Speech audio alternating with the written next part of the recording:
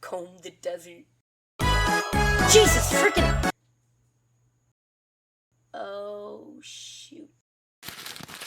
Hi. So I'm Levi. I worked with Katie on this, but she didn't want to do any of the actual talking. So, yeah.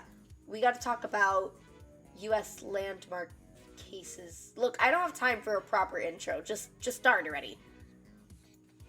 Okay, so y'all remember when America sucked? No, the other time. No, not now. No, I mean like the one a while ago. Whatever. 13th Amendment got passed, and a senator from Illinois introduced the first federal civil rights bill in nation's history. Pretty cool. Our president at the time wanted to veto the bill, though. Not cool. Congress ended up having to review the bill and override Johnny's veto. It was the first attempt of the national government to respond to the black codes that existed in southern states. The Civil Rights Act of 1866 was a blueprint for the 14th Amendment that would come up later down the road.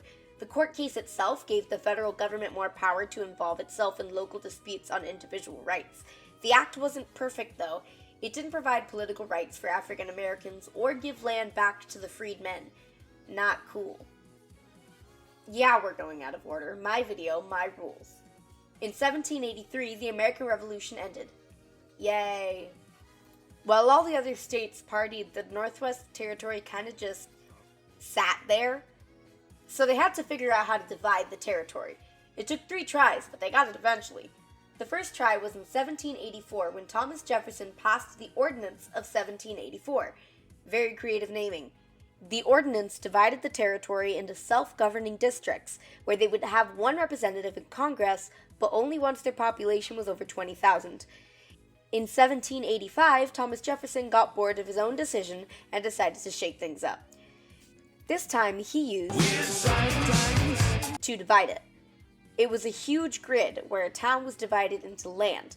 The hot mess of a system was all we had until the Homestead Act of 1862, which made land a little easier to work with.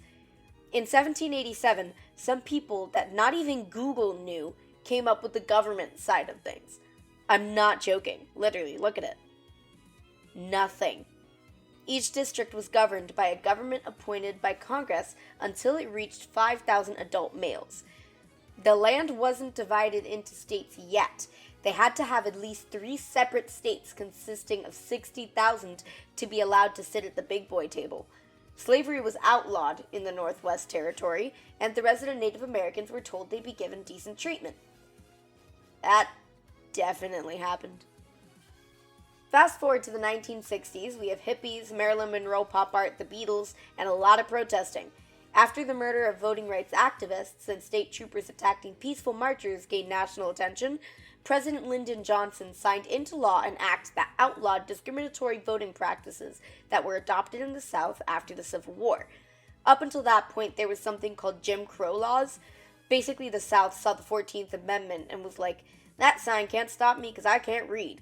They put up laws to make African American lives as hard as humanly possible, especially when it came to voting, which is why the act was passed.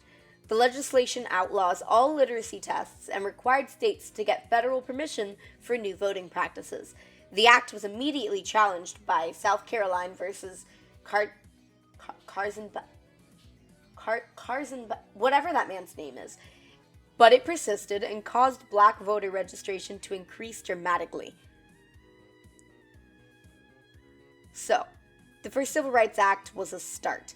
However, in 1964, there was still resistance to desegregation. One example was a civil rights activist and NAACP field secretary being murdered by a white supremacist. Kennedy originally pushed for the bill, and once he was assassinated, Lyndon Johnson pushed for the bill, leading for it to be passed in 1964. This brought a full end to Jim Crow laws that were mentioned before. An Atlanta hotel challenged this, however, arguing that the hotel had the right to run their business as they see fit. I don't know how they thought that would end well.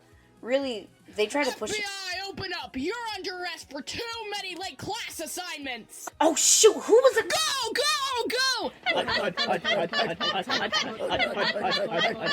Look, I'm not guilty. Just leave me alone, I promise. I told you to turn it in. Oh shit.